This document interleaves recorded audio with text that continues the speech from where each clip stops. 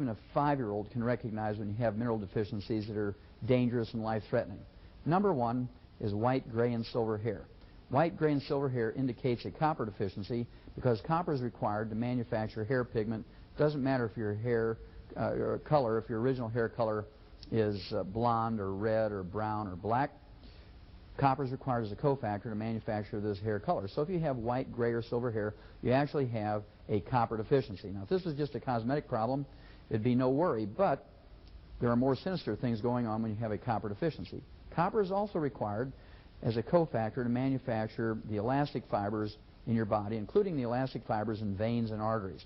When you get a breakdown of the elastic fibers in veins, you get spider veins and varicose veins, which can result in certainly discomfort.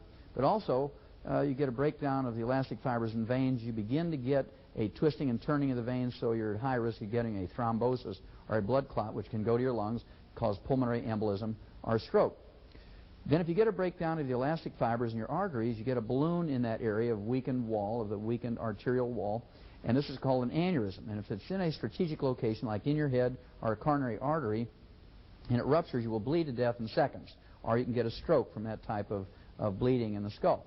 This is due to a copper deficiency. Now, the nice thing about this is if you supplement with colloidal and chelated copper, the hair color will begin to come back, and it always comes back first at the nape of the neck, comes back over the top of the head, then the sides of the head. You're going to look like a pinto pony for a couple of months while this regrowth of hair color is going to take place. But when you see this hair color coming back on the outside, you know that the elastic fibers are healing on the inside in your veins and your arteries. Secondly, there's the liver spots or age spots in the back of your hands, your face, and your neck.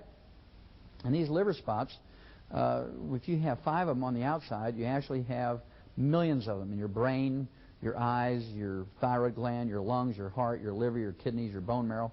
And these are actually rancid fat. They're called trans fatty acids. They're called ceroid is a technical name, C-E-R-O-I-D, ceroid lipofusin. These are trans fatty acids. They're free radicals. They increase your risk of cancer and heart disease many, many hundreds of %. If you actually have a eyelid twitch, if you have a toe cramp, foot cramp, leg cramp, if you have spasms of the large muscle groups in your back, this indicates a calcium deficiency. And if you have a calcium deficiency, you don't want to wait until, of course, you have something tragic happen, like compression fractures or a fracture of your hip or your leg, which can be life-threatening. You want to supplement with calcium in the most quick way you can do it. And, of course, you want to do this as colloidal and chelated calcium, so you can rebuild those bones. And this is extremely important. Don't miss these things. You could be 15 years old and have an eyelid twitch. Your body's telling you that you have a calcium deficiency.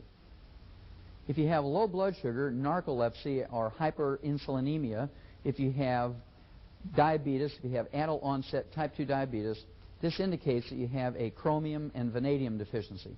And if you supplement with chelated and colloidal chromium and vanadium, it'll take about 4 to 6 months for your low blood sugar, your narcolepsy, and your hyperinsulinemia to stabilize.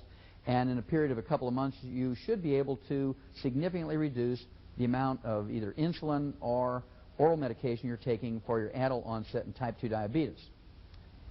Then, the most common symptom of mineral deficiency occurs in 95% of all Americans. This is a symptom called pica and cribbing. It's a technical name for cravings and binge eating habits. In 1975, the U.S. Department of Agriculture said 95% of all Americans, regardless of age, are minerally deficient. And the most universal symptom of this mineral deficiency is pica and cribbing. These are cravings and binge eating habits. And the snack food industry has convinced people when you have these cravings and you have these binge eating habits and behaviors, is because you need their chips and dips and candies and chocolate and soft drinks and so forth. In fact, your body is screaming for minerals. And all you have to do is supplement with minerals, and this binge eating habits go away. Now, farmers know about this. They see animals chewing on fences and half doors in the barn. These animals will be chewing on wire and nails and the paint off the barn. A good farmer or rancher will give those animals some minerals to save on veterinary bills, to save the animal's life, and to prevent having to rebuild the fence. Little children, little toddlers, will also get pica and cribbing, and I know you've seen them eating dirt and sand and handfuls of dirt out of the houseplants. In the extreme, they may even eat the Tootsie Rolls out of the kitty litter box. They might eat the lead paint or the caulking from around the windows. This is because they're minerally deficient and they're craving things. They're going to stick a lot of things in their mouth trying to identify what they need. Pregnant women are legendary for having pica and cribbing. As the embryo develops, it steals minerals from the mother. It steals minerals from the mother to develop.